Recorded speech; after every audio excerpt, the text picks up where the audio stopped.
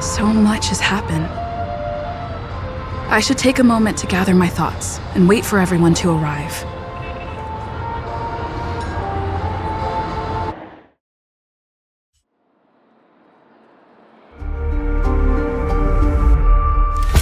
Better unsheath that blade now, Ranger. Do you still dream, Hunter? Of those slain by your hand?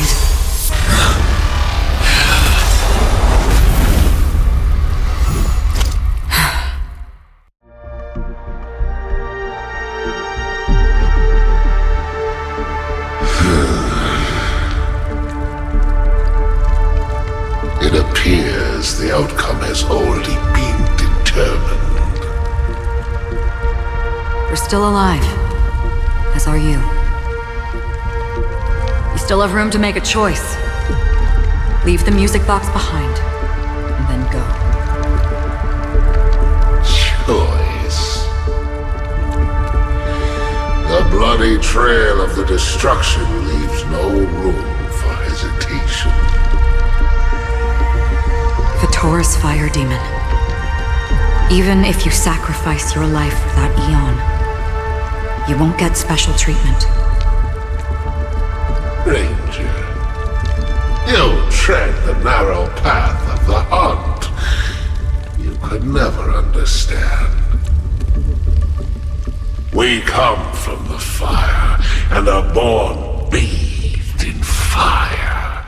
We spread, burn, and destroy until all the kindling is burned out and we leave only ashes on the ground. Burning forms the entire life of a fire demon, from the beginning to the end. We are born to die just to put into practice a profile of another universal truth. All things are created for the destruction. Your companions don't seem to think so. They fight for your chance at survival. They are my children, and just as I was, they are flames that have yet to burn white hot. They're still young, and I don't blame them. But my flames are faint, and time is running out. Can you see the planet of festivities in the distance? I plan to bring Purgatory with me there, and before that, I must surpass you. Why? Because on the path they have forged, you have traveled farther than I have. Emanator.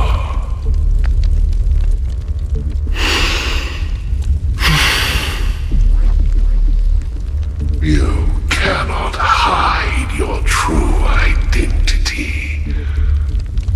Draw that sword, for we shall indeed remain here, bound to fight a decisive battle to the death, for I choose this. Destruction is intense, but brief. To cravenly cling to life is to endure an endlessly prolonged existence. Even if the answer turns out to be your own destruction. What is important is not the answer, but that it exists, just as you exist. Everything exists to be destroyed. Emanators are no different. Just as even sweet dreams may be born of the void, the so-called impossible is merely something that has yet to happen.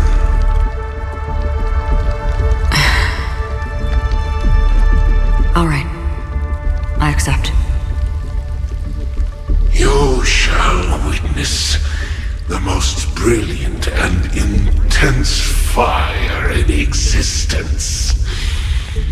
May this flame illuminate the farthest reaches of your bottomless dream. A bottomless dream. Yes, that's right. But you've made one small mistake. This blade remains in its scabbard not out of pity or scorn. It's a personal secret that I don't want to disclose, but perhaps out of reciprocity.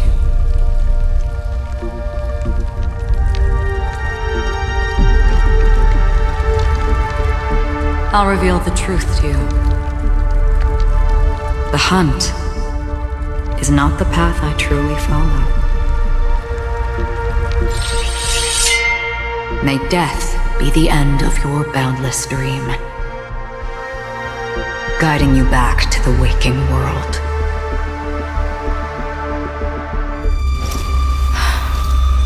I still see them in my dreams. Hold it. Your time hasn't come yet. My time? I've seen many clever disguises that can conceal appearances, but they can never cover up who a person really is. And you're no different. You had no desire to kill the Trailblazer. You only did what you did to drive me and the Memo Keeper away, but why?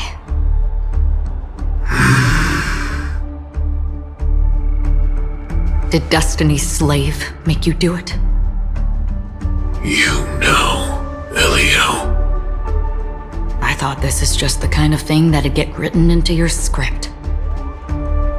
My script has always been brief. Other than that, anything beyond that is unnecessary. He knows my nature. There is but a single destiny from which no one can escape. And until then, I hold the privilege of choice. However, you appear to be ignorant of this, so it's time for me to inquire. Who exactly are you? Not your enemy, perhaps. That's not what I asked. I don't deserve your curiosity. Loners wandering the cosmos always have their secrets. Take me. I've also been wanted by the IPC, so it's little wonder I know something about the Stellaron Hunters. That's all. Maybe I can help.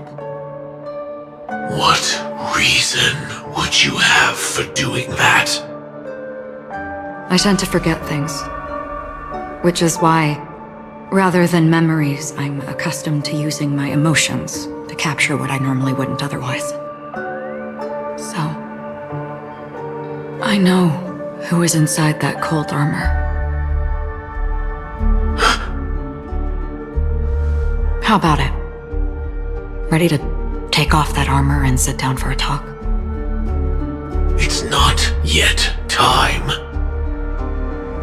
I don't need help, but I can give you a suggestion that would make things better for you and me. If your goal is the Watchmaker's legacy, then go look into the family.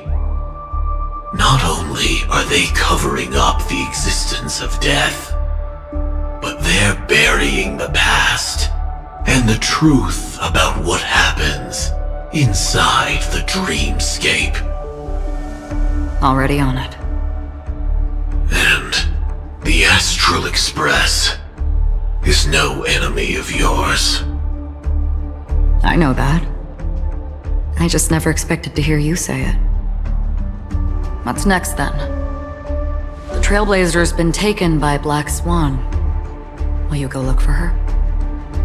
No need for that. No harm in mentioning that Elio's only given me one instruction. Get all of the Astral Express to track down the Grand Legacy.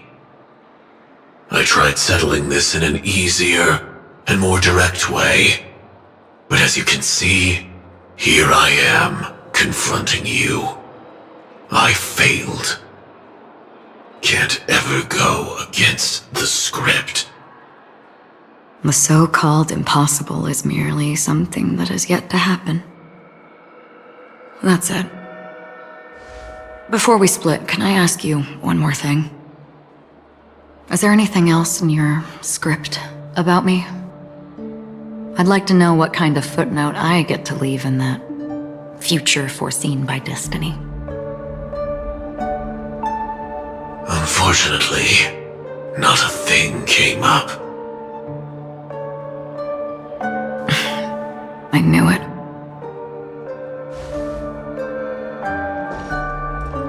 Hang on.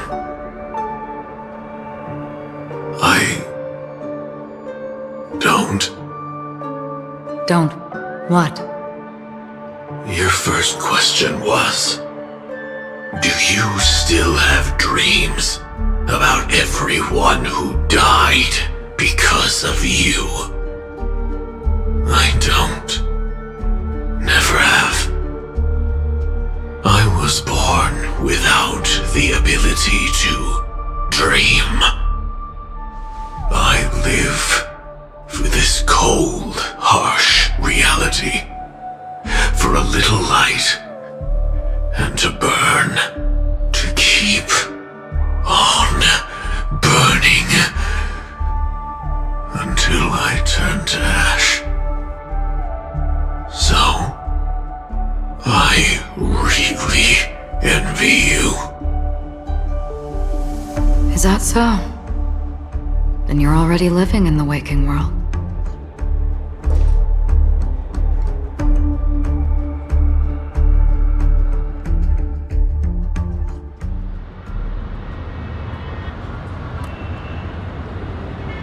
We heard about Miss Firefly from Black Swan, but we never expected Miss Robin to...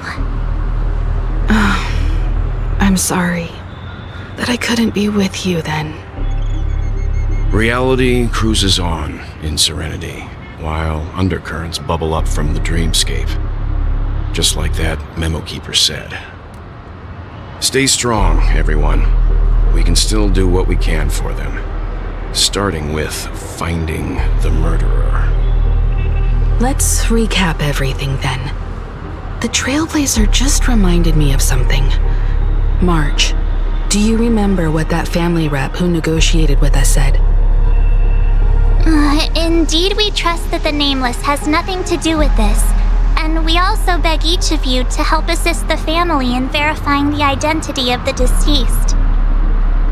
That's how it was put, in reference to Miss Firefly. Looking back, he seemed a little evasive at the time. And he also failed to mention anything about the earlier murder, too. The family's planning on covering up all news about Miss Robin's death. If news gets out, Penacony's going to turn into a bloodbath. But the murder that followed closely after was obviously beyond their anticipation. The family had to try and turn things to their advantage by bringing in reinforcements from outside. The Charmony Festival is nearly here. They must be snowed under. It may also be that Miss Firefly's murder had so many witnesses that it couldn't be covered up. So they went with the flow and let more people on the scene to control the situation. After all, the nature of the two murders is fundamentally different. The family's first protective measure should be against malicious actors among the guests, such as that IPC envoy.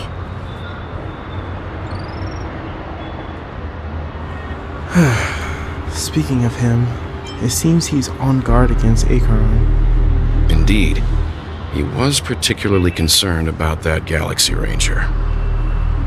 Are we missing the forest for the trees here? I always felt that Aventurine's reasons for accusing Miss Acheron were highly subtle. Can we believe him? At this point, I'm afraid the only ones we can trust are ourselves. Look, let's try to gather intel first and then list all the possible outcomes we can. Then we go through them, eliminating contradictions one by one. The fewer facts remaining, the closer we are to the truth. I've still got this sense of foreboding. It's like we're stuck in a whirlpool, spinning around that legacy even after everything that's happened. This time we're playing the role of a real detective. But before we start, what are we going to say to the family and Aventurine? As I see things, the family harbors no ill will towards the Astral Express. If they didn't trust the crew, they wouldn't have casually commissioned outsiders to investigate a case that's, in all likelihood, a scandal. Plus, this is the family's turf. Teaming up with them should make things easier for us in the future. As for that Aventurine, well, I'd like to hear your thoughts. He's complex. He deliberately slow-played his hand during negotiations while running circles around us all the while. He appealed convincingly to both reason and emotion. It wasn't forced, but the intent was obvious. Still, it's good to have contacts among all this uncertainty. Aventurine showed his skills, and as far as our interests are aligned, he can become a reliable ally. We also need to keep a certain distance from the family. Never let them get too close. Teaming up with the IPC helps balance that out. If either side makes a move, we have the option to pull out. So you suggest accepting Aventurine's proposal to team up? Yes. It's risky, but we can only wait until both sides have played their cards before making any further judgments. I get why, but there's a whole lot of bad guys and girls around here, and I'm worried about getting stabbed in the back. She's been bullied a few times now, and I can't stand it anymore. It's fine. Let's focus on the big picture for now. You're like a broken record. Forget about it. Just let me keep an eye on him. If that doesn't work, we can just turn the tables and use him instead. Then, could you please reply to Aventurine? Everyone, take this time to put together your thoughts.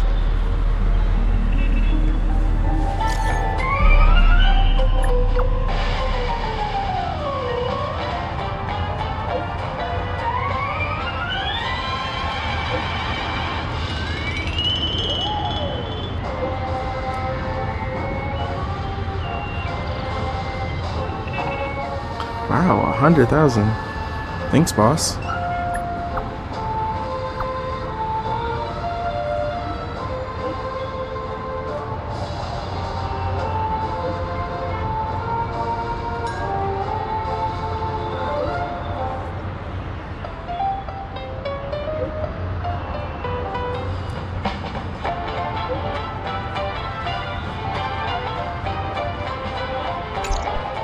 Looks like Aventurine is happy with this outcome. Let's tell everyone about it. Aventurine's goal is to try and recapture Penacony for IPC. To do this, he'll have to bring down the family in its entirety to create a big enough chance. The existence of death will be covered up by the family. So how does he plan on taking them down? It's gotta be something important enough that everyone will notice. But it also can't be anything too out in the open.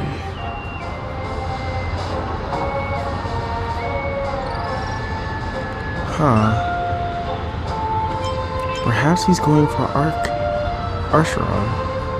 Aventurine has devoted considerable attention to her. But this Galaxy Ranger, we know hardly anything about her and can't rush to any conclusions.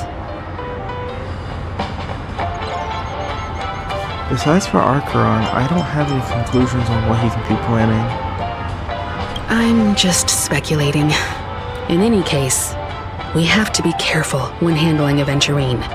He's skilled at reading people and discerning the right moment to strike. Also, he's clearly a born gambler if he's willing to go all in to win.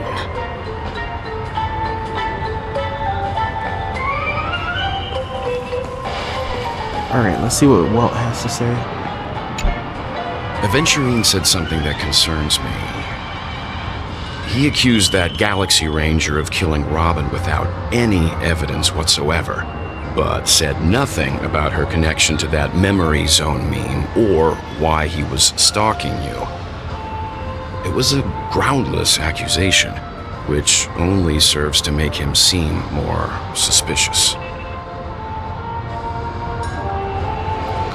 But why, though? Maybe Aventurine's goal was never to gain our trust. Maybe he wanted to foster a feeling of enmity towards Acheron and make the situation more volatile. 2 birds, 1 stone. However, I asked Don Hung back on the Express to confirm that story about the Annihilation Gang and the lost messages. It wasn't something that Aventurine made up out of thin air. You've met her many times now.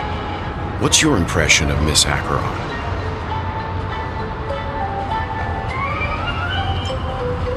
She's very mysterious. I don't know what to think about Acheron.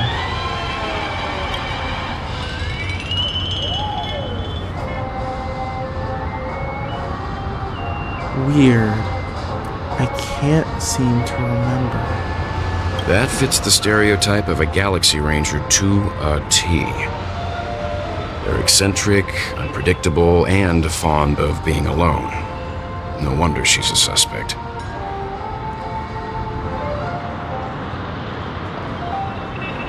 I really love Clocky. Checked off the list. Alright, let's go ahead and talk to March. I hope it's not too soon to bring it up, but I feel like Miss Robin isn't actually dead, but that she's still alive and well. Somewhere. That everything's just some horrible prank. Because aren't we supposed to be inside a dream? How could someone die in a beautiful dreamscape like this? Shouldn't only good things happen here? Whenever I see the Grand Theater, I just can't stop all these thoughts from flooding my head.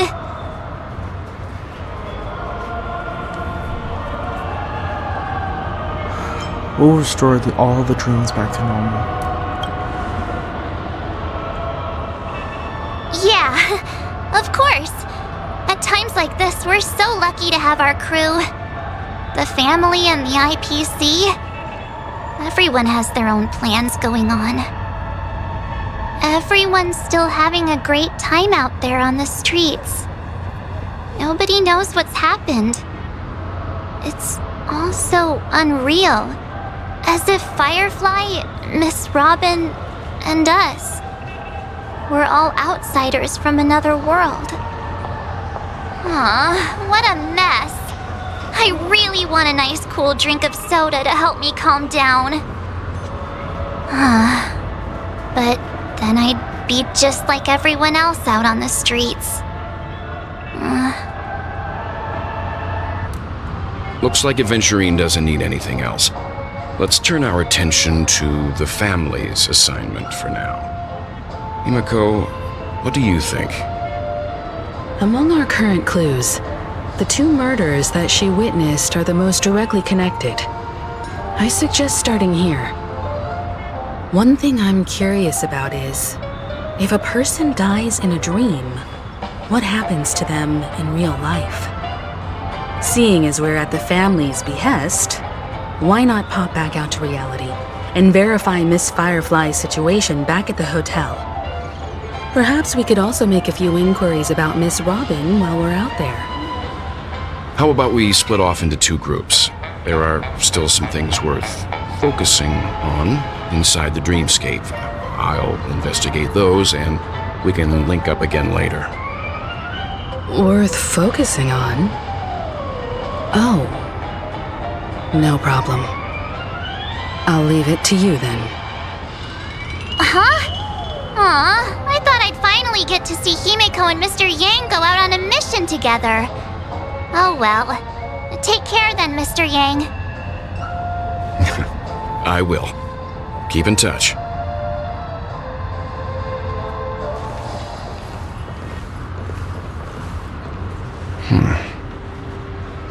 Honored guest, could you come out for a second?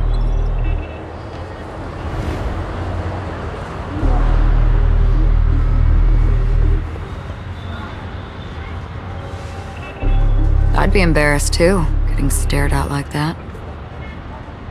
Forgive me. My name is Welt Yang. I'm one of the crew members on the Astral Express. I believe you've met my colleagues. Welt. Is there something about my name? First, don't you want to know my name? I already do, Miss Acheron. You're a prominent figure in Penacony. What are they saying about me? Some claim that you're the real culprit behind these murders, that the Annihilation Gang's tragic fate at the banquet was a result of your blade, and that you're now attempting to unleash another bloodbath on Penacony. The Annihilation Gang. Ifrit of Everflame Mansion. Tragic fate. That Duke turned his dying body to flames and sacrificed his life as a martyr. He was a determined and heroic pathstrider. Not even a villain should be disparaged like this. And what's more, there were plenty of suspects invited. Do they really think that a blade is more dangerous than that black hole you're wielding? Keen intuition. Not even the family managed to point out the truth behind this cane. So you must surely know, Miss Acheron, that peering into a black hole is not a wise move. As a potential threat, your knowledge of us has reached uncomfortable depths. Reveal your true identity and intentions. Otherwise, brace yourself for gravitational disintegration. That shouldn't be necessary. But if it makes the Nameless feel less defensive, I'll be happy to abide. Believe it or not, Galaxy Ranger, Acheron, those are the names I go by to this very day. My trip to Penacony is solely to fulfill an old, final request. I'm here for the Watchmaker's legacy. And that's it. I think I've been honest enough. Still unwilling to reveal your true identity? It's not that I don't want to. It's just that I can't. I've come so far, and I can't sum up all of that in just a few words.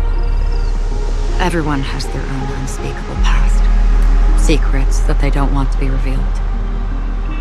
And I won't be asking any more questions, such as why the Astral Express is roaming around the cosmos with a Stellaron on board. Is she okay? That memo keeper didn't do anything, right? She's fine. Let's just stick with the topic.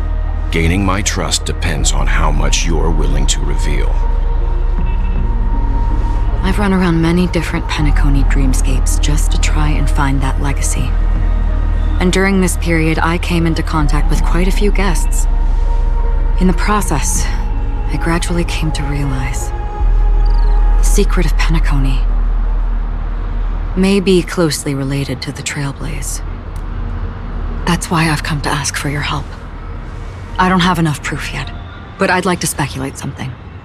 The source of all tragedy lies within the family. If you could trust me, we could find the proof to support this claim together. Mr. Yang, I think you've come to the same conclusion, haven't you? Let's leave it at that.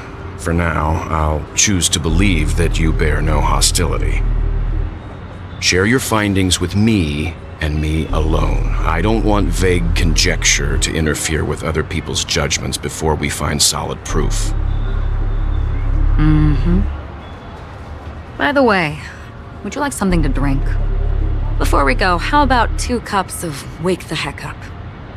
No, 4 cups. Because the conversation coming up will last forever.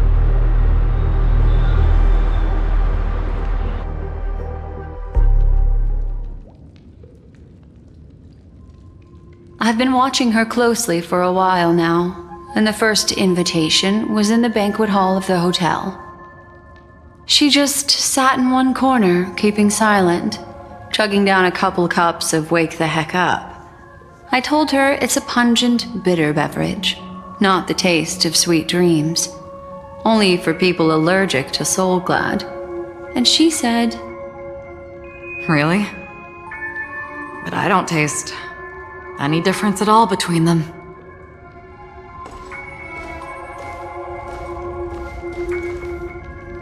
the guest rooms are charmingly minimalist. An aesthetic you share, Miss Acheron. It's a cinch, this music box. The invitation received by the Annihilation Gang. There are latent memories that linger on it yet. You see, memories of you are not yours alone. They travel in other people, other things. I know much, and I can predict even more. With some help, the dead can be made to speak. The Annihilation Gang, that band of desperados who all disappeared after meeting you. What exactly happened to them? Well, let me reveal all.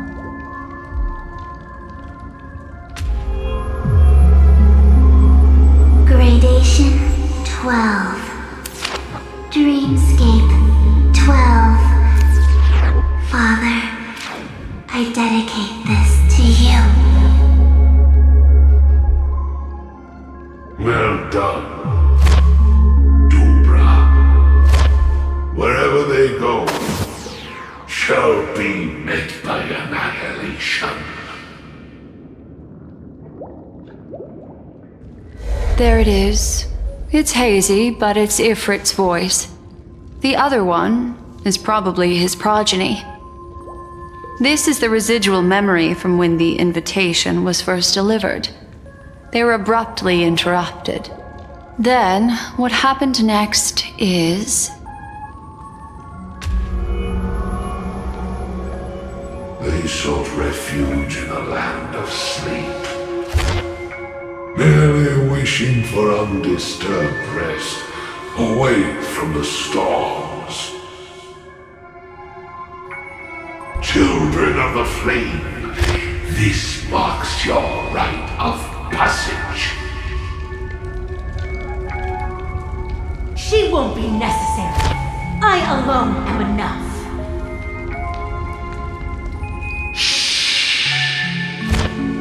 When have those on the path of destruction feared death? The Everflame Mansion has set out on a journey. Those poor people, they have no idea what lies in wait ahead of them. Memory recovery is going well, but slowly. She'll be here soon, and time is short. There's nobody else here, so there's no need to be delicate. In fact, I think I'd better go all out.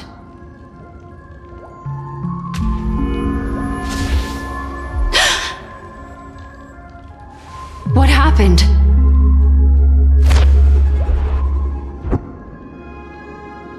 The memory after that is blank. How is that possible? This music box fell into Acheron's hands, and she brought it to Penacony. That's a fact, and that's how it should have gone. But along the way...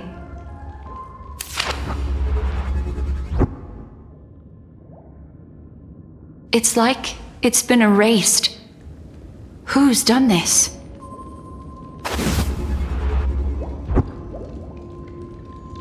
Who are you? Who are you? It's... No. Is this not a memory? Oh, a memo keeper. Do you serve the Garden of Recollection? Or the Cremators? My name is Constance. A pleasure to meet you. We were supposed to meet in Penacony and spend an unforgettable time together. But that seems unrealistic. Dahlia's not welcome on the banquet star, and I don't need a coming-of-age ceremony. And you, I know what you're looking for. Want her secret? I can give it to you, and then you can enjoy the banquet for me. I wish you unforgettable memories.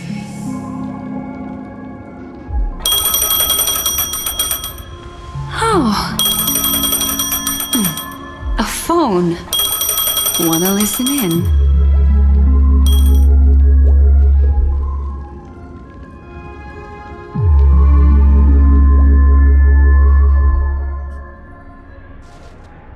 A few days ago, the IPC made an announcement.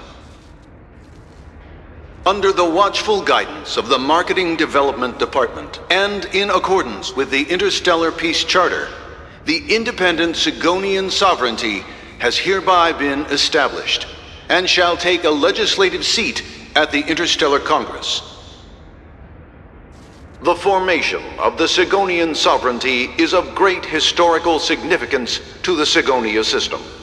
This move puts an end to the planet's long and bloody history, turning the sensational Kataka-Avgin extinction event into a distant memory. Sigonia 4 is located in an unclaimed zone at the intersection of the Denise, Prothean, and Dorneau star clusters. The planet's surface environment is known for being extremely harsh, constantly faced with the threat of impact from small-scale celestial objects. This is why very few intelligent species have made this planet their home, dividing themselves into several tribes to eke out nomad lifestyles as they struggle to survive the arid desert wilderness. They have developed their own folk beliefs that are independent of the Eon belief system. Sigonia. Sigonia. Ravenous eye of the storm, spurned by all the gods. Land of rock, but not water. Lightning, but not rain. Blood, but not tears. You beat us with your falling stars. You lash us with wind and storm. You chew us up with the cracked earth.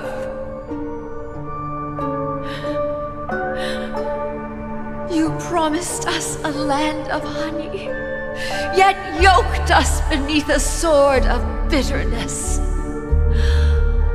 Oh, Gaiathra Triclops, if thou can hear me, please open up thy 3 eyes and gaze upon this child. When you took his father, my child was still sleeping in my belly. And where my husband went, I too soon must go. I don't ask for a peaceful death, just for you to tell me, does the baby swaddled sweetly asleep? Does he dream of his mother's heartbeat and the sound of falling rain? Please tell me, whether this life is all just a fleeting dream. Otherwise, why would this child be born to face impending death? Mommy! Mommy! Mommy, the rain!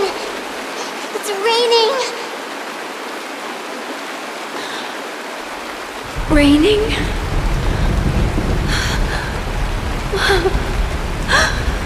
Raining! It is raining! It's true! Those Outworlders weren't lying to us. They really did summon the rain. Mommy, we can leave here. We can go back home.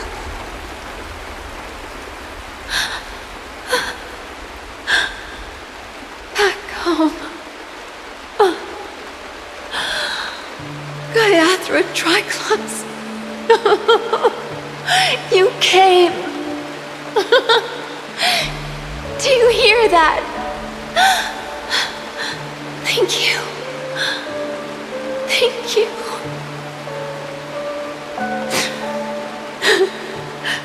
Darling, listen. This is the sound of rain. On the day you were born, the sky also sent down a gift like this from Gaiathra.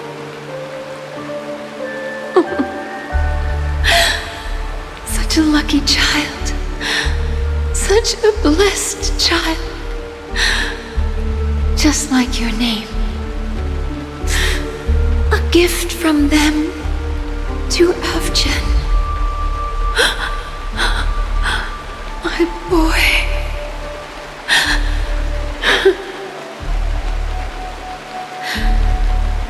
May the goddess Gaiathra close her eyes 3 times.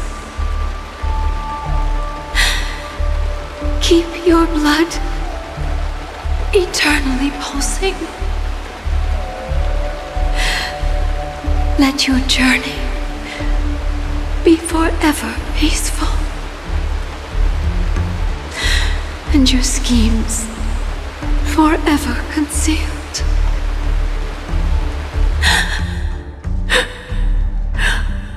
Welcome to this sad world, Kakavasha.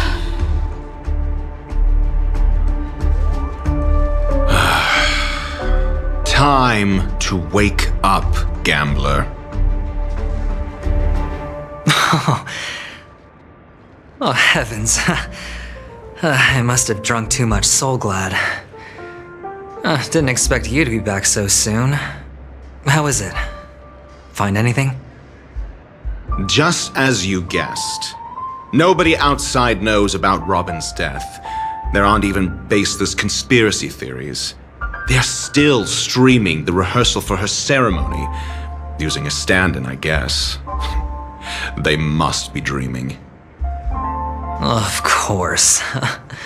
Who could imagine that death would actually descend upon the idyllic dream created by the family?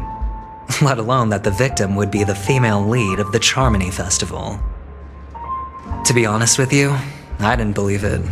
I even tested it a few times myself, until I discovered that I couldn't actually die. Whenever there's any danger, I'm forced awake by the dream pool, and it's all as if everything were just a nightmare. That's why I'm convinced that there are a few big secrets lurking behind the scenes. Then you must have heard about the Memory Zone meme. When I graciously deigned to establish connections with the Oak family on your behalf, they were quite in a pitiful state of disarray. Besides Robin, there was another body. I don't know the exact details, just that it was a stowaway. 2 murder cases? I told you something seemed off about the Nameless. Oh, she must have come across the other one. This murderer is a psycho. And I have to say, the case does represent an opportunity. We can leverage the family's malfeasance and let the IPC use this as a reason to intervene. It's just that their trickery runs deeper than I thought. Robin's stand-in was all ready to go. These two murders are definitely getting hushed up.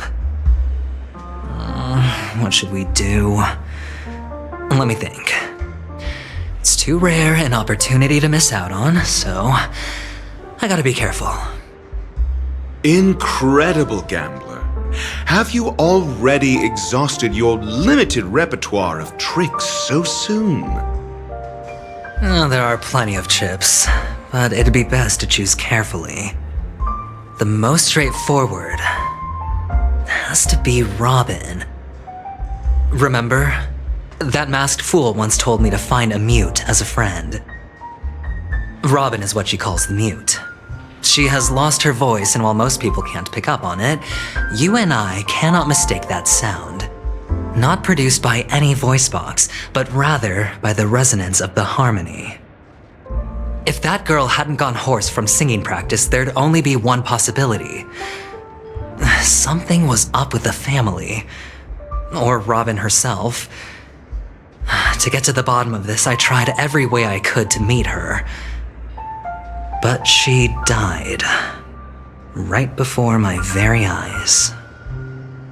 A complete and utter loss. Incidentally, it seems to have resulted in your rather undignified arrival on the interrogation stand. There were eyewitnesses at the scene, and the family, in their graciousness, has tentatively accepted your alibi.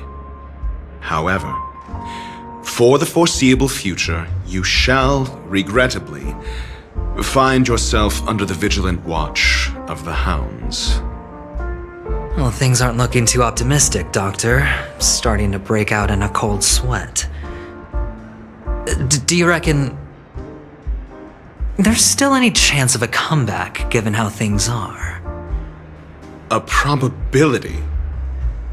Yes, it exists, but it verges on the infinitesimal. To phrase it in a manner more befitting the vernacular of Penacony, you're dreaming. But if you simply can't control yourself and want to try your hand, then there just so happens to be a suitable candidate. That man wants to see you again. Who? Sunday. Is this a public hearing or a private trial? If it were the former, it would hardly befit my stature to stoop to the role of a mere messenger. Fine. Oh, that's great.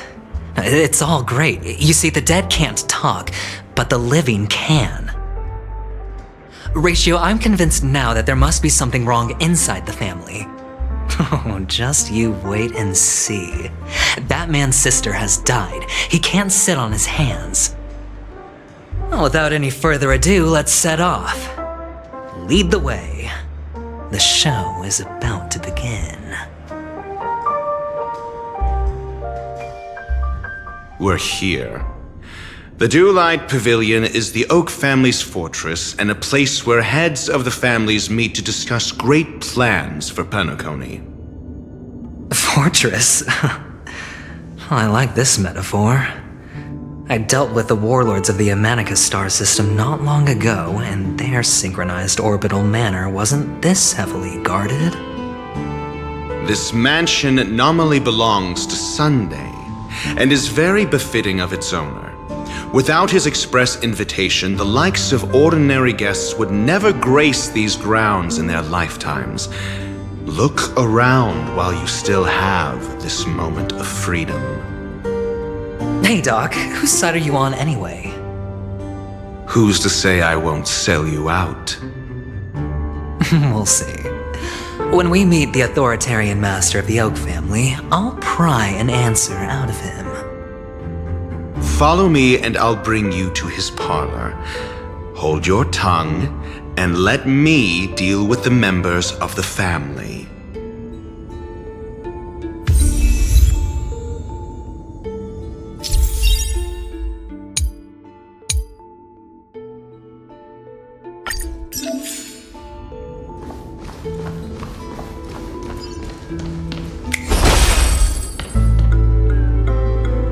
Okay, so we're on Aventurine's POV.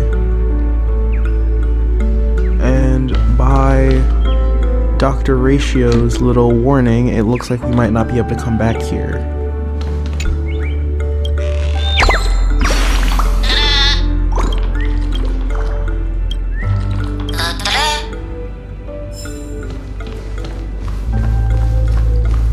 So let's check things out a little bit before we talk to Sunday. A reward with no risk? I'll take it. Hey, you two! That's a place of business. No entry. I was requested by Mr. Sunday to bring him the suspect. My name is Ratio. He should have mentioned it to you. Oh, I remember you. Veritas Ratio. Your punch virtual particle clock is impressive. Excuse me? The one on your head. Of course, it's nothing compared to my full pocket dimensional annihilating power armor of the Mobile Knights. Right, and as I mentioned, that fantasy raiment of yours doesn't exist. That's because you can't see it. Like I say, only family can see the glory of the Mobile Knights. Enough. Get going. Don't keep Mr. Sunday waiting. It seems like the idiocy index here is no better than it is out there.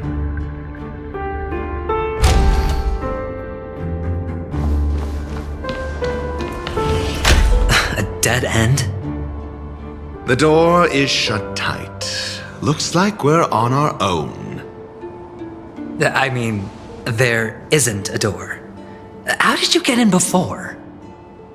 For security reasons, the family built the administrative site deep in the dreamscape, with the mechanisms hidden in these Nightingale statues. The direction of the statues can be controlled.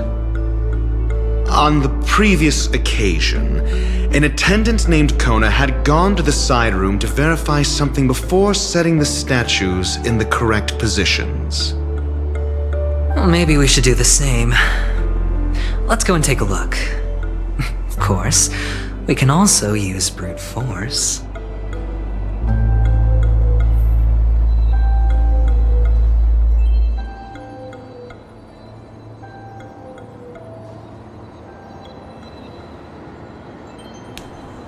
Alright, I want to look at these though.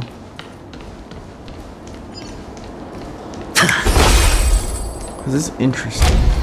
Oh, and there's a chest. I wouldn't have expected that. Alright.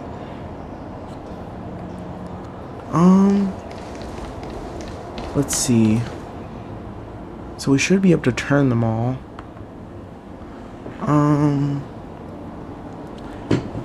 There should be some kind of pattern. Maybe they all need to be facing forward? Wait. Because I know that's probably going to give me the answer, but I want to see if I can try to figure this out myself.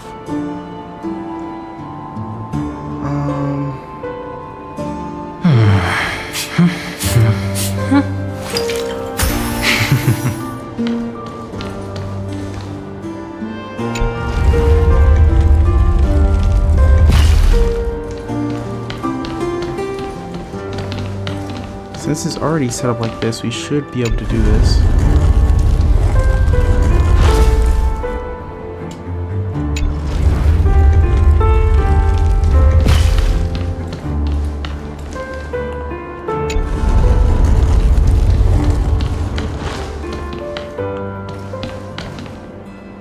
Huh. That doesn't seem to be the answer. I actually want to see if I can get this without looking at the answer. There has to be a way, right?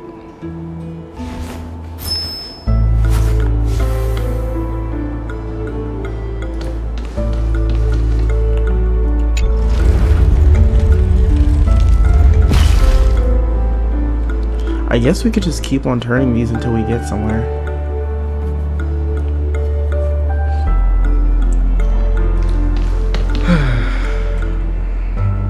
So, let's see. Oh wait, can we not turn this one anymore? Okay, yeah, we can. So... Solving a problem by brute force doesn't prove your intelligence. The side room. Don't let me repeat myself.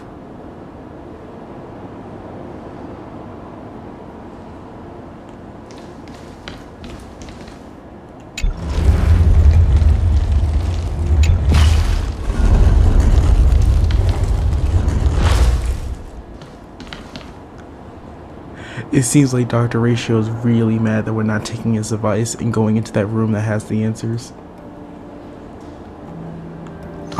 Let's see. We try moving these around. See what's going on. Maybe this one.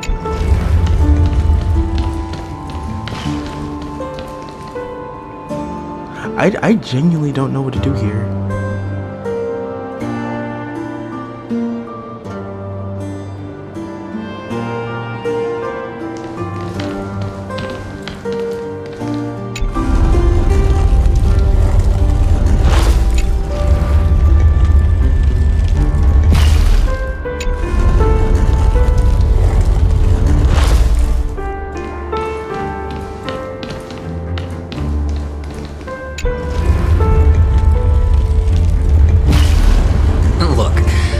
Said, brute force can also solve things. The Council of Mundanite should consider you as their member, for no one in this universe is more suitable to be there than you. Okay, I genuinely was not expecting that to work. Let's see what's in this room.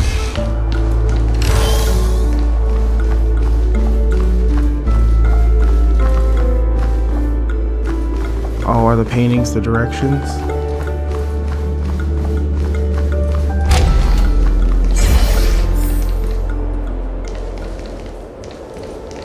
Looks like we can go up and around. Alright. Let's go ahead and go back. I am surprised that we actually were able to brute force it though.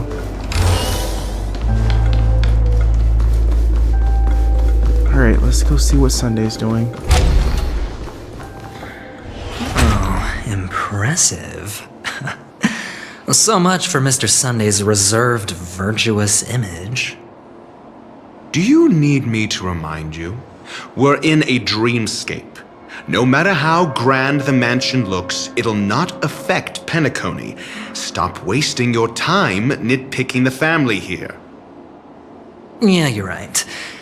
The only way to destroy the family is death. Sunday must have thought the same. Let's head down.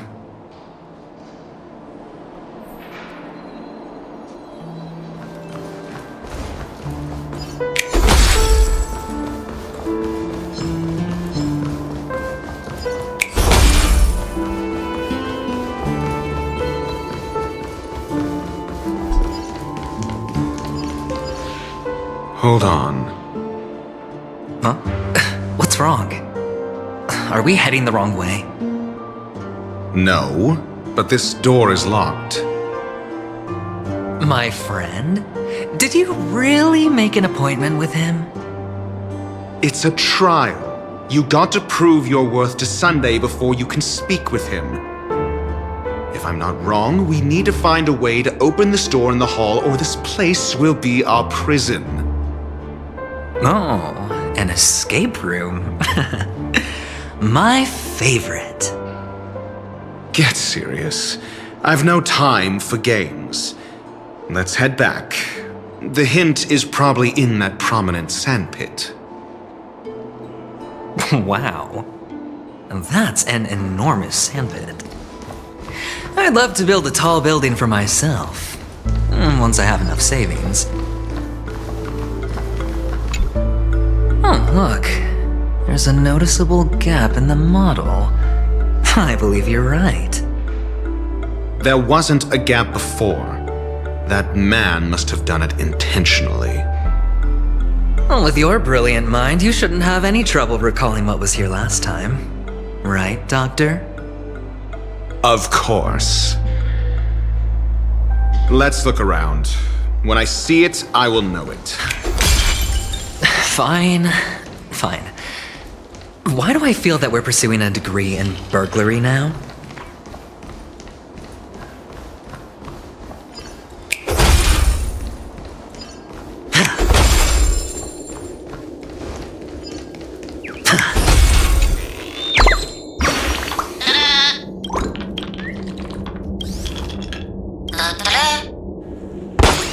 Alright, let's go find this little item that we're supposed to be looking for.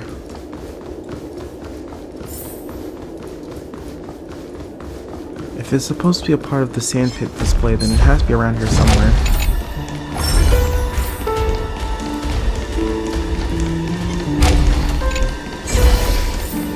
Found it. This is it.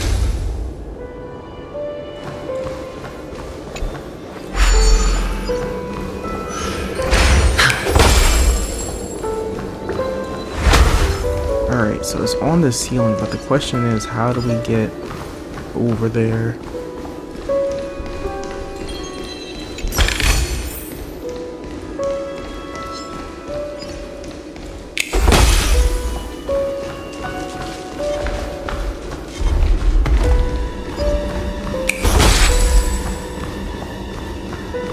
Alright, that should take us back to the regular floor.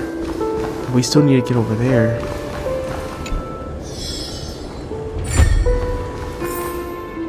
Oh, of course. Why would it ever be that easy?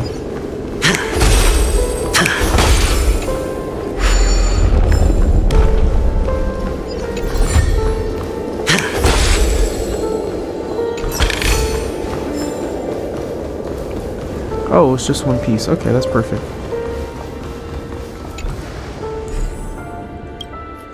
Put this in the right spot.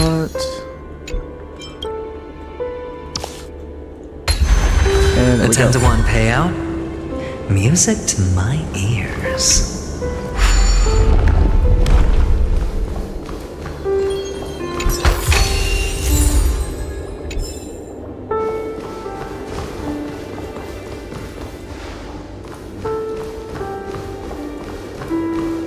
So we need to get over there somehow, which means we need to get to the ceiling somehow.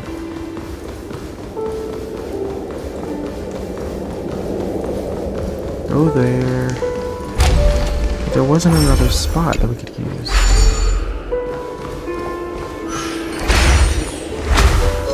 Was there?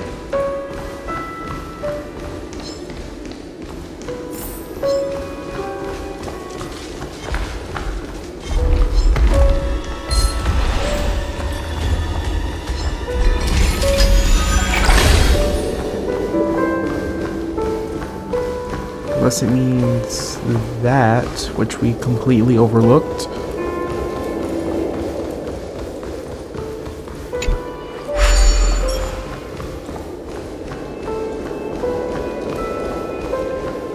Alright.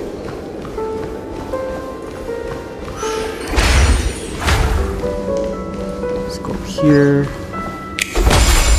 And we just need to make our way around.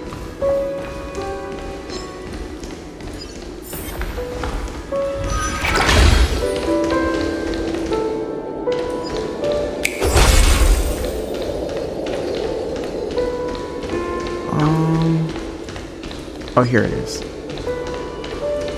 So go ahead and take this. Place this here. Fortune follows luck, just like it always does. Place this here, and let's grab it. Oh, and the nameplate reads Gulliver's Arch. Well, I'm amazed you can remember something this tiny. You know, this reminds me of a tunnel I once saw that could shrink people who passed through it. If I were you, I would shut my mouth. It's wise to remain silent when you should.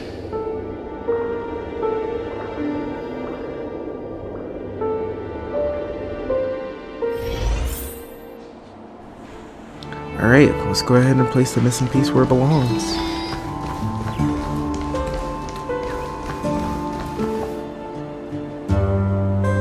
Oh, this reminds me of one of those building toys. You know, with the blocks. I've never played with them before.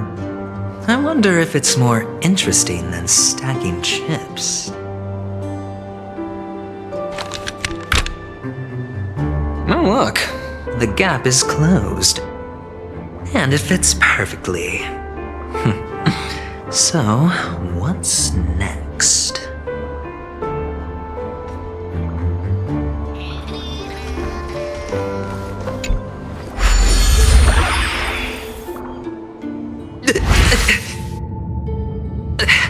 Oh, good heavens. Did I drink? Am I still in a dream? Indeed. Oh, Doctor, you're huge. It's me! Down here! In the sand pit! Oh, actually, I think we could make this work for us. Just find a way to slip me into Sunday's collar, and I'll infiltrate the family just like that.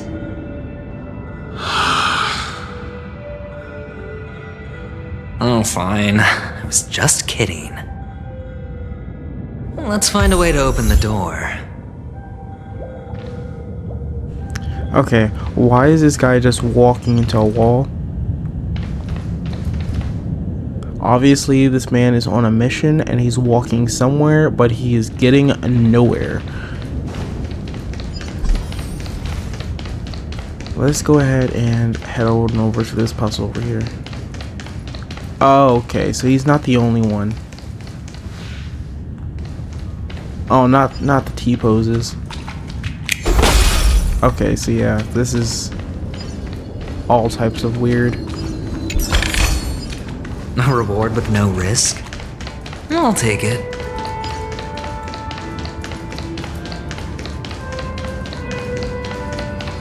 There's so much stuff in here. No way we're not going to be able to come back.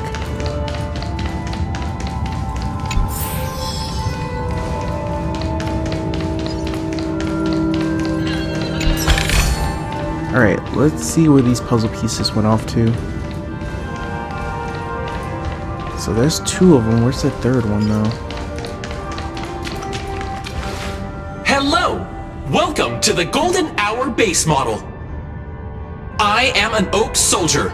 I will be here to guide you through the tour of the base model. Happy to be of service.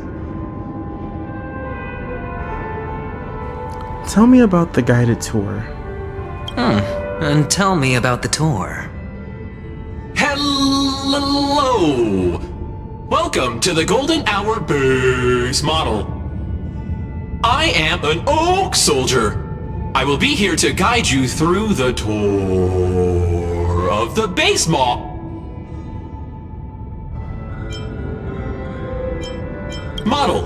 Happy to be of service. Generating guide. Please wait patient.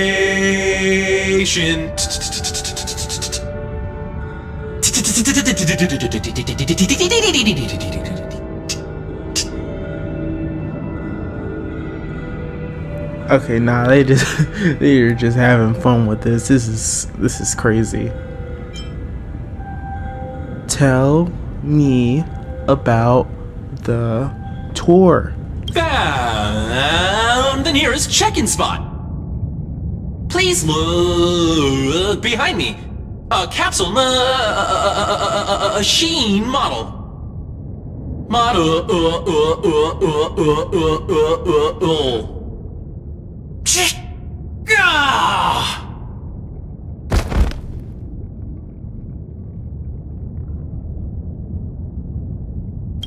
What's up with that?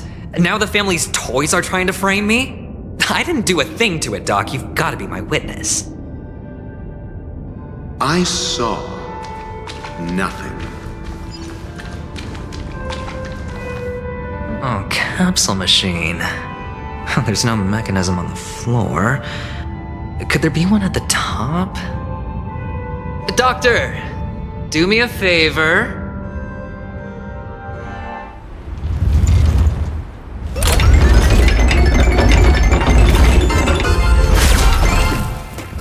So, I was right.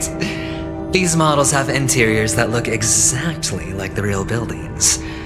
The only difference is that no one lives in them.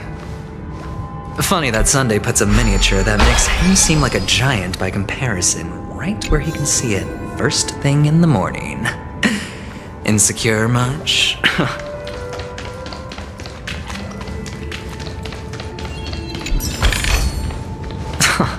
This is hardly enough for a seat at the table. Alright, the next one should be over here. Why are you clipped through this? Why are you clipped in the floor? Okay. Let's just go to the next area.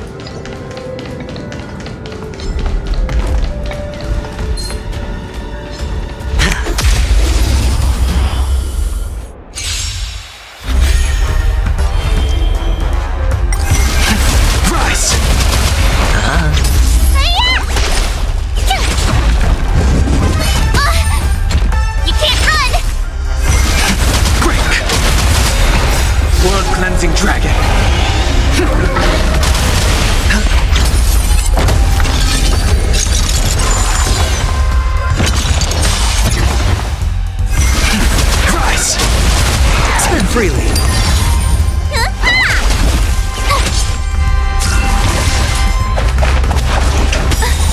Try that again.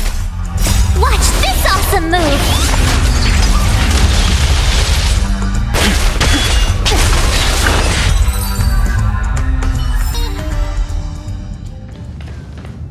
Oh, one of the fragments flew upstairs. I'll need to use the pinball machine to flick myself up there. But it's tough.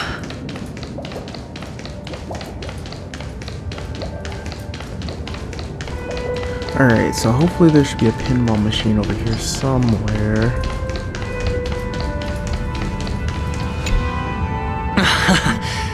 Oh, great. There's another pinball machine base here. And it's empty too. Doc! I'll need your brain power again. There's no need to yell, I can hear you. The pinball machine must be hidden somewhere in the hall, like the arch. Wait here, and I'll be back in a minute.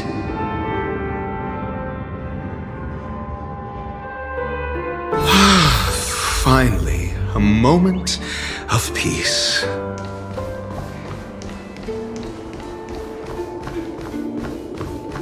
Oh, so we get to play as Dr. Ratio. Nice.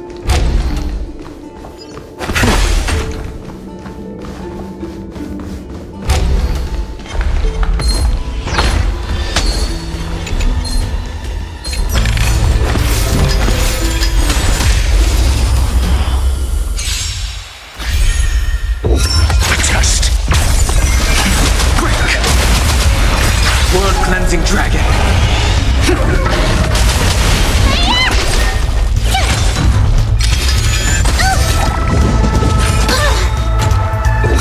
Answer me. Free. Rise. A test.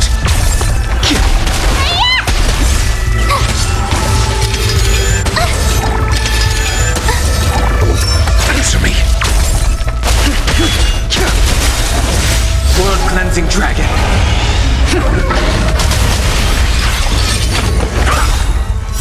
Knowledge, the measure of truth and falsehood. Break. Zero place. Watch this awesome move.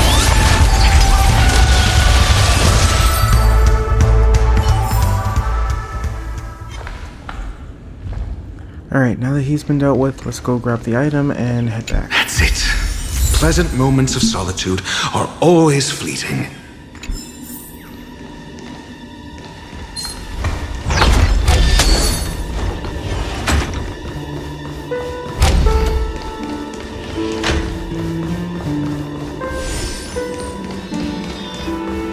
you're back. Just place it here. Thank you.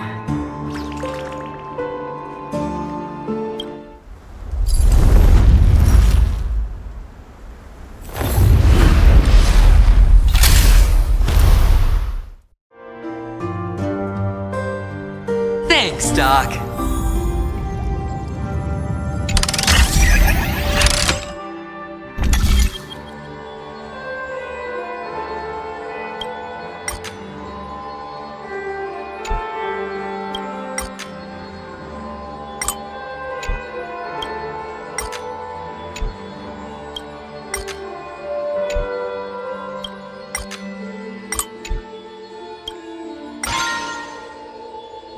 Perfect. Let's go ahead and launch.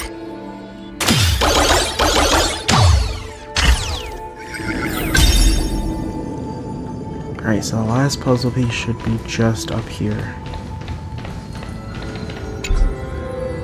And of course it's locked.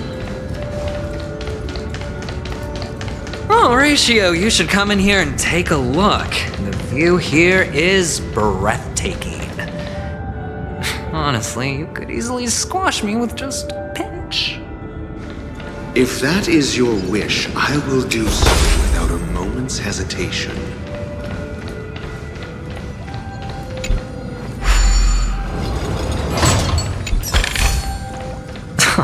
This is all done. See that the piece of cake.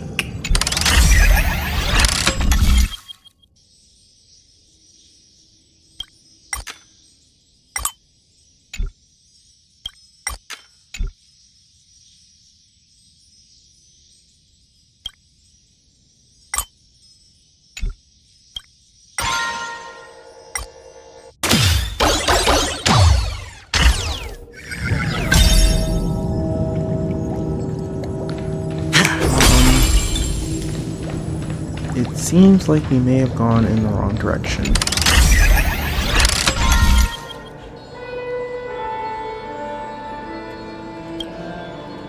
Oh no, we had to go here. We have to rotate this, and then this will take us back down. Remaining energy is insufficient.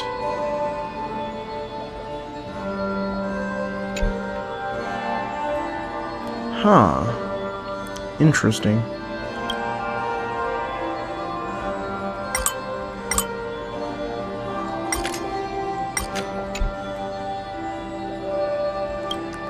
We can't close this one because it'll just go through, so that one has to be active.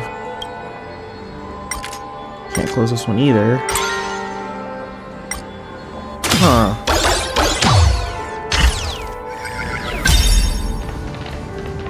Wanted to see if we can go elsewhere, but I guess not.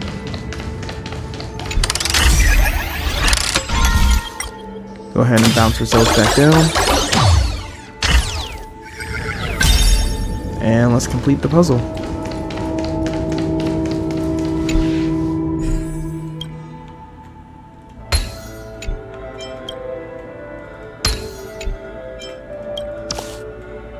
And the joyous tour of Toy City has come to an end. Makes me feel sad. Penacony isn't all bad, right? I'll use this interesting experience as a talking point at the poker table.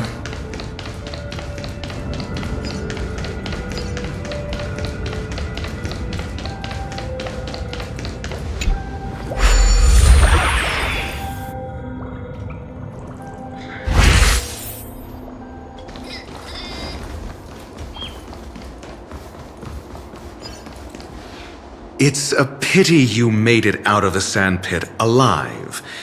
Sunday is just beyond this door. From my limited understanding, he's not someone easily handled. Are you prepared?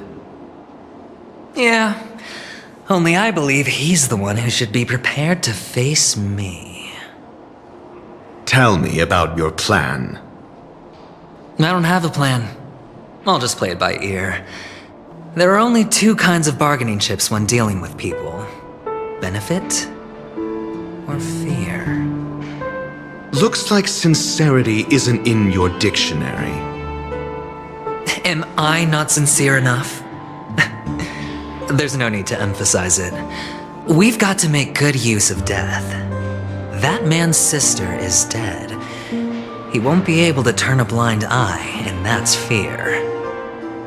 And I'll help him find the murderer. He can't do it due to his status and position, but I can. And that's benefit. On what basis do you believe he's incapable, necessitating the delegation to someone from a rival faction, the IPC? Simple. Because that murderer could very well be a traitor hiding inside the family.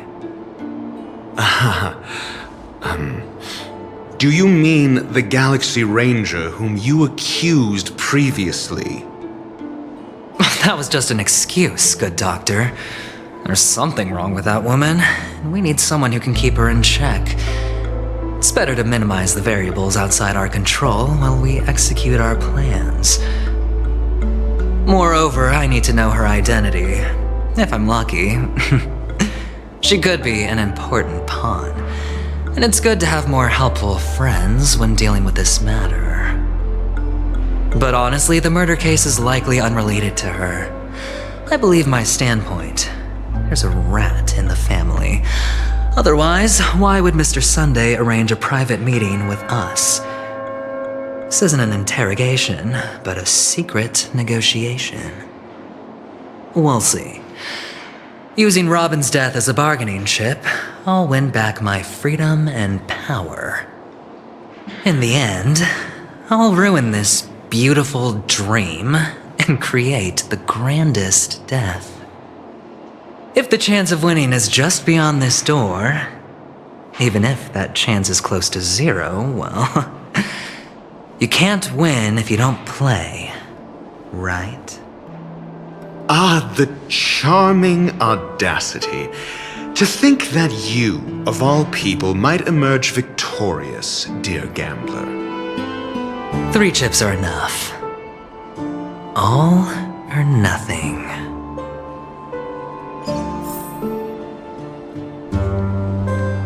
Alright. Let's go check it out.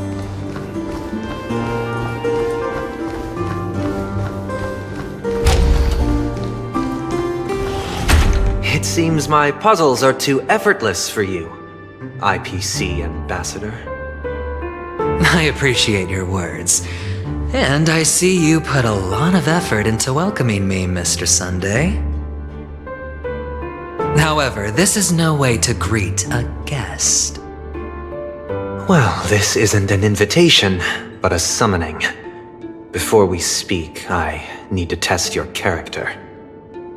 I imagine this knowledgeable doctor friend of yours has been of great help, yes? Certainly.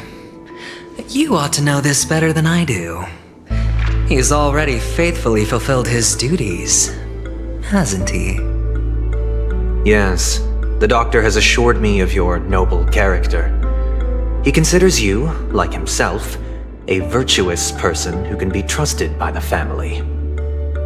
I have come to know you very well as a person, Mr. Aventurine. You're diligent, generous, and willing to cooperate.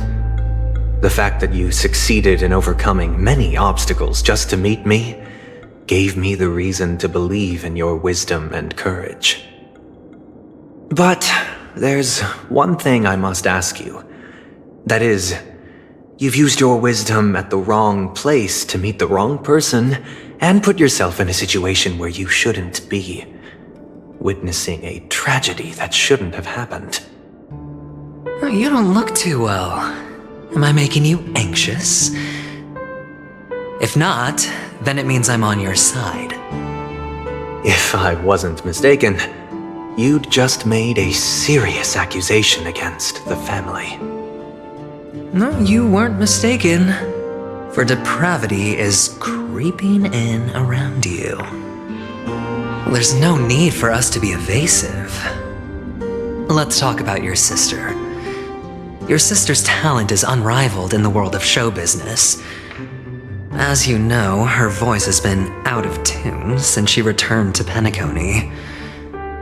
What's more disheartening, she can't sing anymore. Who could be responsible for this? Many suspect the culprit is among the outsiders, but I know you hold a different opinion. Now your noble status has become a shackle, preventing you from apprehending the murderer and avenging your sister's death. You're feeling anxious because you're out on a limb. But don't worry, I'm on your side. I'm immensely honored by your concern for me, Mr. Aventurine. Since you're so selfless and generous, I believe you wouldn't ask for anything in return, would you? Well, naturally, you wouldn't incur any loss from this. I just want to reclaim what is mine.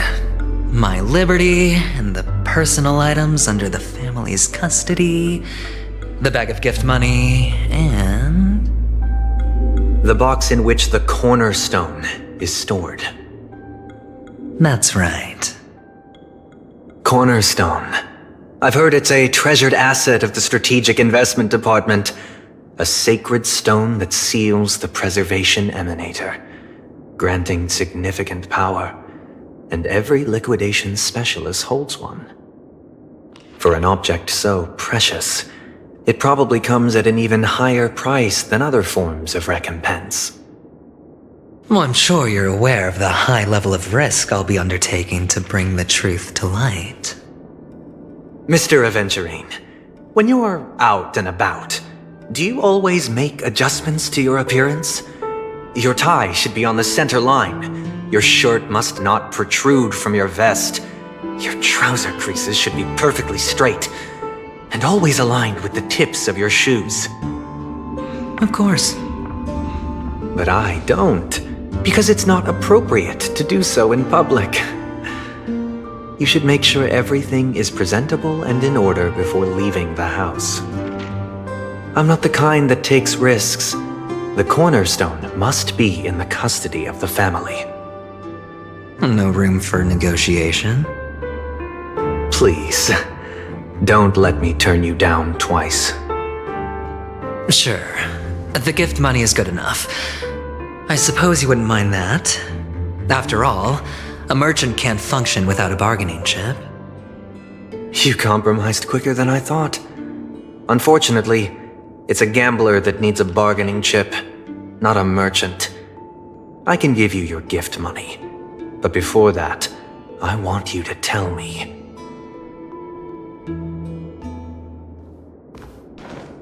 The fact that you can decisively forsake the box you asked for, what exactly is stored in it?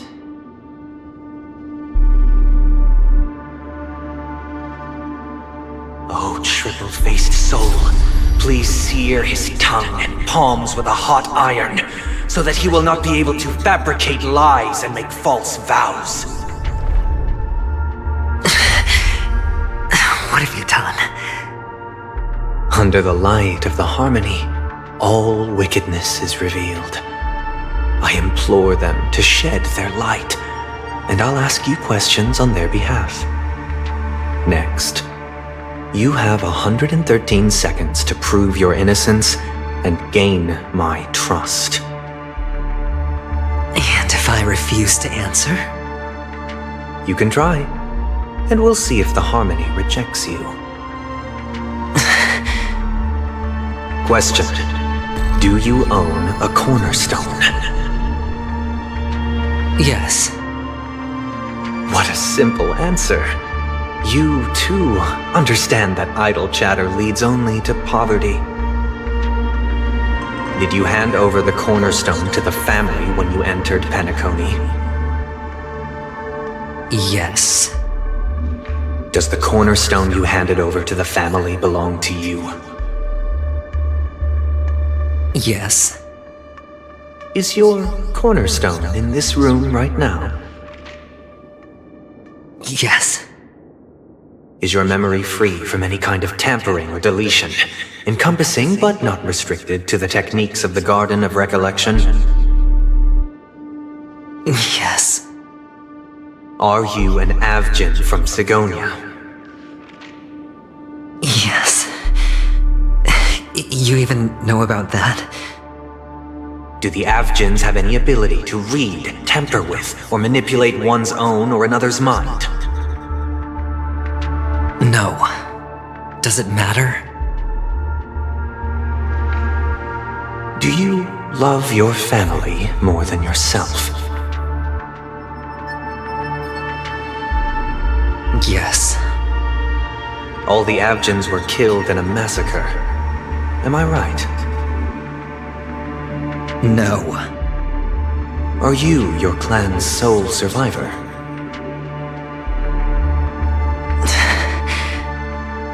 Perhaps. Do you hate and wish to destroy this world with your own hands?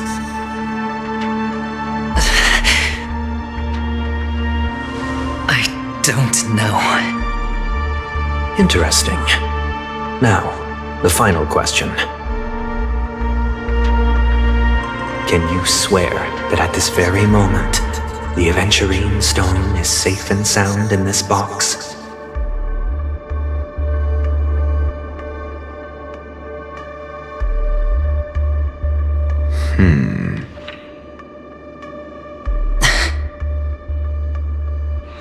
Of course. Looks like we can get an answer. Open it, Mr. Aventurine. It's your last chance to defend your honor.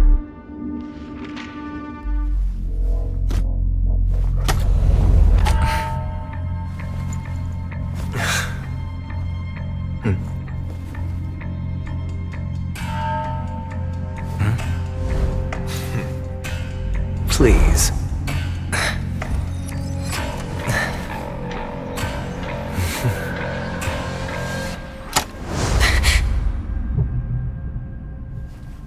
Are these what you're looking for?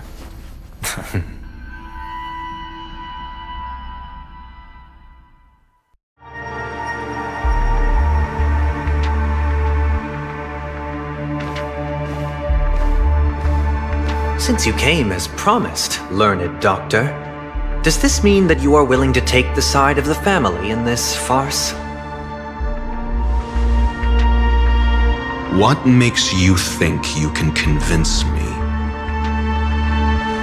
I've heard you haven't enjoyed Mr. Aventurine's company. I also understand that you're an avid learner who sees the pursuit of knowledge above all. In that case, you ought to realize that a competent scholar knows their position and wouldn't forsake more vital matters for the sake of petty pride.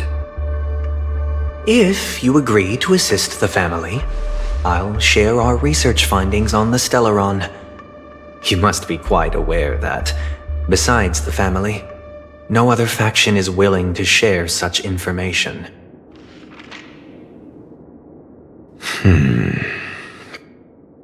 Cut to the chase. What do you need from me? I need Mr. Aventurine's comprehensive plan. Haven't you confiscated his cornerstone? You can't expect a featherless bird to take flight. But I've also heard the 10 elites in the Strategic Investment Department have united, progressing together in the interests of the IPC. You'll have to speak more clearly than that. The cornerstone, which Mr. Aventurine surrendered. Was it really his? You question whether he would entrust you with someone else's cornerstone. The 10 Stonehearts aren't as united as you think. Cornerstones are significantly more precious to them than their very own lives.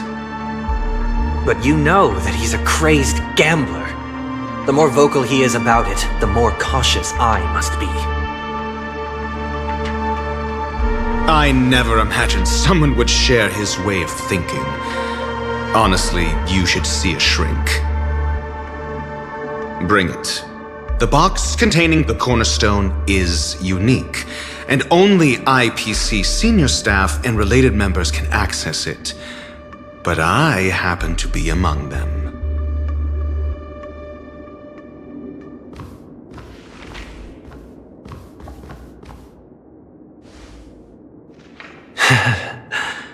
I appreciate it.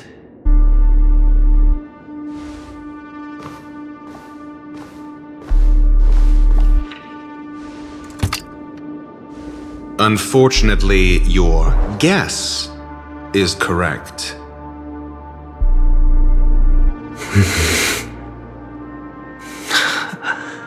The golden stone. Its color and glow are similar to that of Klepoth's body. This is the very ruse he intends to use to fool you. He won't reveal to you that the 10 Stonehearts chisel their own will into the cornerstones, granting them an unparalleled radiance. And this golden stone is also known as a topaz, not a venturine, and it belongs to Topaz. So, do you wish to confront him? Not at the moment. I'm more interested to know the location of his cornerstone. The safest place somewhere you'd never think of. Because he never intended to hide it. In fact, that cornerstone has been in your hands from the very beginning.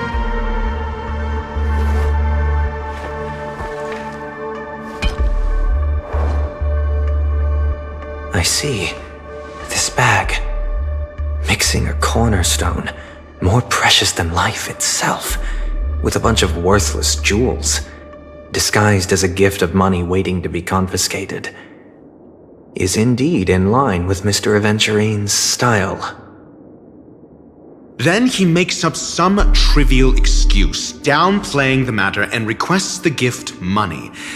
This is a gamble, one he's all too familiar with, betting on your single misstep, leading to a total loss. Learned doctor, I am grateful for your help. The family will surely reward a righteous person like you. As for the villain, I hope he retreats in humiliation. It was all thanks to your friend with a keen eye that I could add a blot of utter failure to your storied career. Ratio, you wretch. Finally shown your true colors, huh? Oh, and just to remind you, you currently only have 17 system hours left to live. Treasure your remaining time, and savor the delectable aftertaste of defeat. You might as well explain yourself a little more clearly. What I performed on you just now was the Harmony's consecration. You were to show allegiance beneath the illumination of their grace, yet you acted willfully, uttering nothing but falsehoods, transforming the consecration into a trial. I genuinely see no reason to absolve you from it. Is this what the Harmony represents? But is it built upon constraint and coercion? You misunderstand, Mr. Aventurine.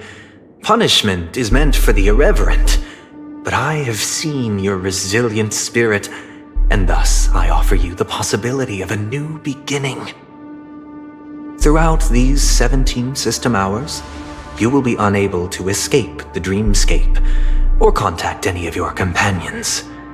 You only have 2 paths before you, and it all depends on whether you can complete my test within the time limit. Should you succeed, you will be able to coalesce into the Harmony and be with your family. If you fail, you will suffer the wrath of the Eternal Centurion and fall into an abyss of doom. Sounds like I'm gonna end up the same either way. I indeed do need a servant to help me uncover the evil hidden in the family from an external perspective. I will purge the evil from the inside, and bring the real culprits to justice within 17 system hours. When the time comes, compare your findings with mine. If both our findings align, or if you can provide me more insights, then they will truly be able to grant you mercy and honesty. Shameless hypocrites. You took everything from me and still demand the truth? That isn't fair. Your carnival reeks with the stench of cash. Nothing is achievable without it. This is meant to be an act of personal virtue, not requiring the family's support. Your bag is over there. Do as you please. I believe you can trade this bag of worthless jewels for everything you need. That's what gamblers excel at, isn't it? Off you go, Mr. Aventurine. You are free. I will wait here for your good news.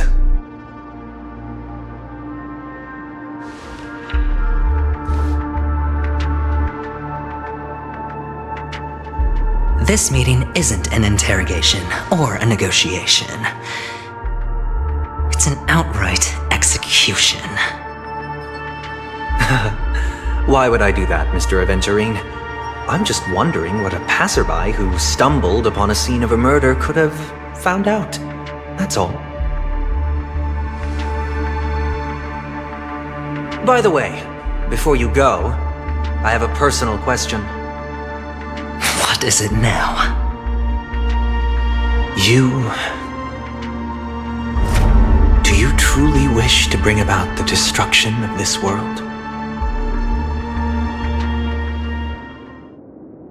Kakavasha! Where did you go? Oh, are you injured?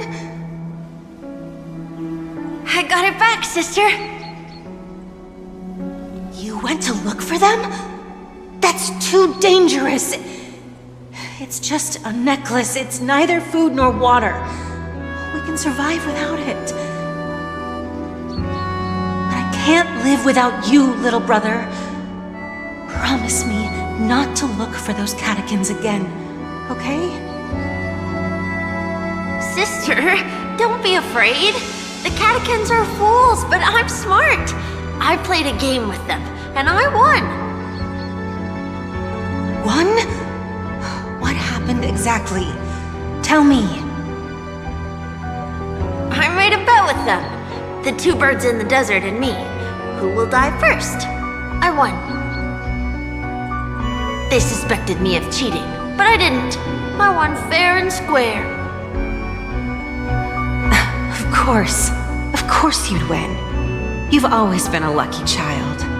Gaiathra Triclops must be watching over you. But that's no reason to push your luck by going up against those bloodthirsty, cruel catechins. Have you forgotten how Mom and Dad...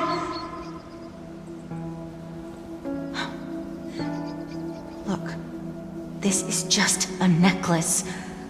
But Kakavasha, you are my only family.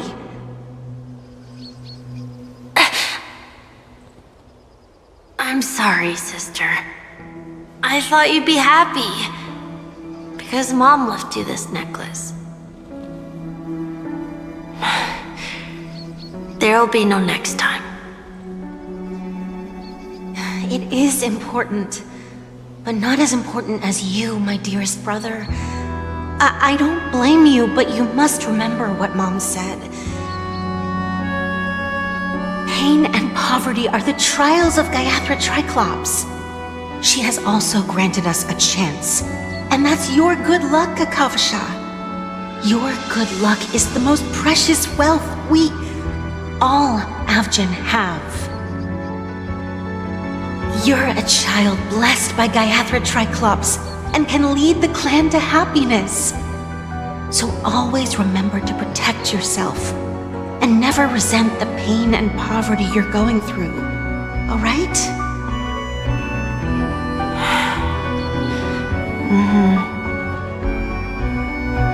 Listen to me and swear to Gaiathra Triclops. Okay. will swear to Gaiathra Triclops to protect this wealth. But sister, if Gaiathra Triclops was really watching over us, then why did she not protect Dad when he was swept away by the quicksand? After all, Dad went to the Catechins' land only to prepare for Gaiathra Triclops' offerings. And where was Gaiathra Triclops when Mom was shivering in our arms? Mom was still pleading for Gaiathra Triclops' forgiveness under her breath until the moment she closed her eyes. Sister, everyone praises me for being smart, but I don't get it. If every rain pour was Gaiathra Triclops' forgiveness and grace, then how bad were our sins?